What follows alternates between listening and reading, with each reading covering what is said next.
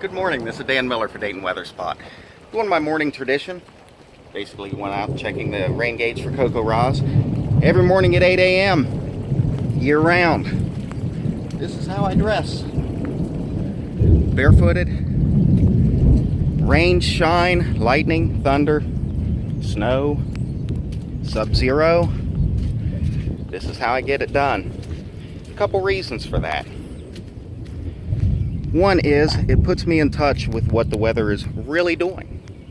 Nothing says, hey, look out for severe weather today, like starting a video with unexpected thunder.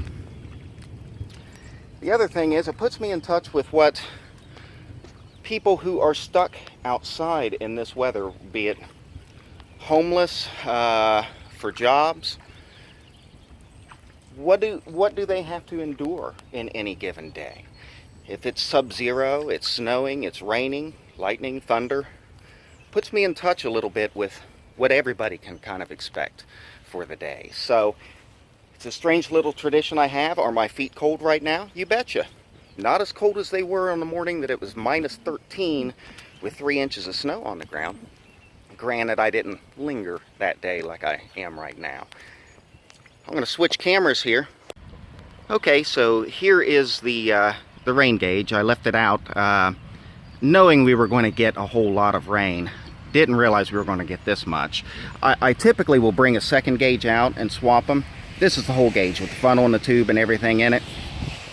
Basically, I'm just going to remove this from the post, pour it into the top of this gauge, and it fills this little inner tube. The reason I do it with 2 gauges is once it overflows, you still keep your water. If you only have 1 gauge, it makes it very difficult to time that last bit of the pour right. And friends who are in CoCoRaHS know exactly what I'm talking about.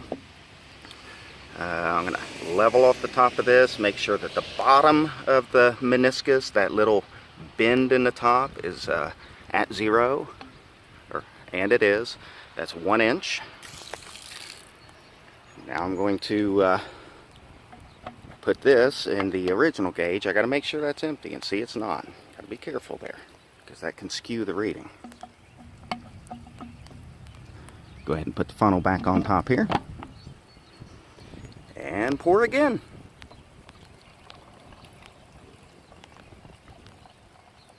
Since rain didn't start till night last night, all of this came overnight in the last 12 hours or so. We see right here, I don't know if it'll come into focus on the camera per se, but it looks like 1.55 inches in New Lebanon this morning. That's how it's done. To make sure that we don't lose any of the current rain that's coming, put it all back together again. This time I'm going to go ahead and use the funnel on top. And ready to go for another day. Time for me to go back inside and start to warm up a little bit.